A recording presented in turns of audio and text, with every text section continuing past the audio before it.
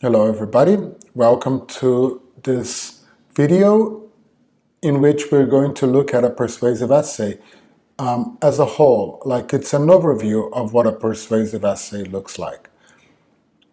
This video is meant to be the first of a series, and in the subsequent videos we're going to be looking at all the different paragraphs and each paragraph at a time and highlight its elements. But now let's just do that for the whole essay. So we have two questions here guiding our analysis. And the first question is, how many paragraphs are there in the essay and how long are they? And the second question is, what is each paragraph about? So just by looking at the essay in general, the title, it's quite telling, like Invest in Public Services, and you notice that it has 4 paragraphs. In reality, when people learn persuasive essays in the traditional persuasive essay, their essays will most likely contain 5 paragraphs.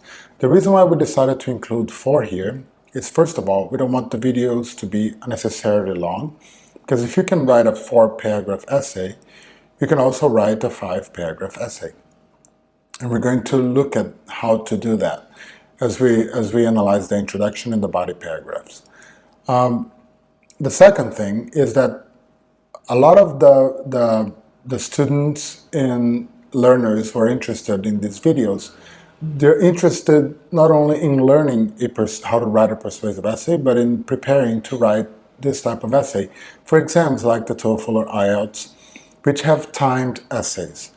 And for timed essays, we do recommend that those essays do not go beyond 4 basic paragraphs. It's just because you need time not just to write the essay, but also to go back and look at what you wrote and make it better before time is up.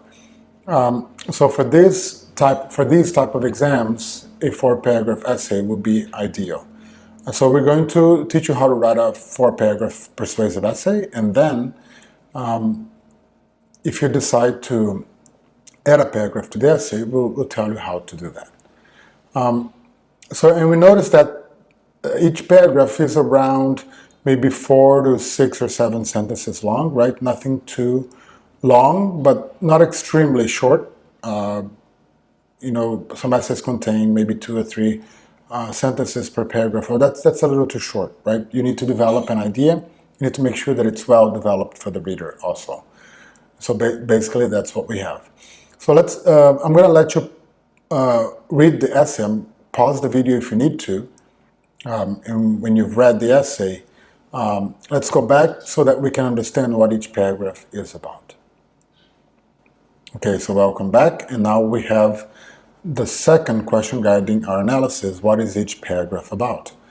Well, we know that the first paragraph of an essay is an introduction, right? And the introduction has basically 2 goals: to get the reader interested in the topic and to introduce the topic of the essay. And the sentence that introduces the topic is exactly the last one. Not the topic itself, but the writer's position. So yeah, the topic is introduced at the beginning, and then the writer's position in reasons comes towards the end of the first paragraph. So in my view, which is the last sentence here, let me highlight it for you. In my view, governments should first invest in more basic services because they help a larger section of the population and also generate development.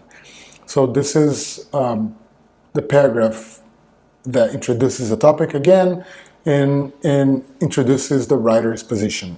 And here we know that the writer is going to write about the fact that governments should invest in basic services, should prioritize those services, for 2 reasons. The first one is to help a larger section of the population, and the second reason is to generate development. So we know, because there are 2 reasons, that there will be 2 body paragraphs in the essay. One will be about helping the population, and the other will be about generating development.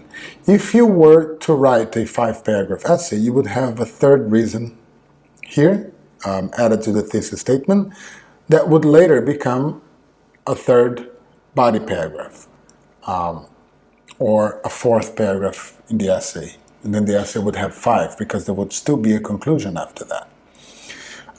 So that's our introduction. The Well, as the thesis statement indicated, the first body paragraph will be about helping a larger section of the population, which we can see when we look at the first sentence. When governments prioritize basic services such as education and health instead of the arts and sports, more people benefit. And then we're probably going to have evidence to support that. The second body paragraph or the third essay paragraph is about generating development. And we can see by looking at the very first sentence also.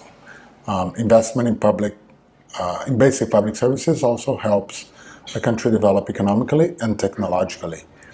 And then we have examples, right? One example of such services, etc., to support the main idea.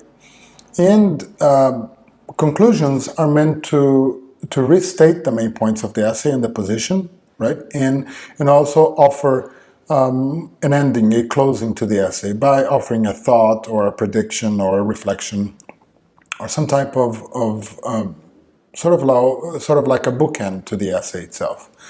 And that's what we have here, right? We have a restatement.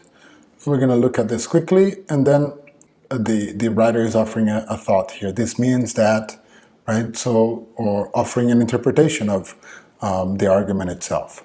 So this is, in a nutshell, what a persuasive essay looks like. And see you in the next video.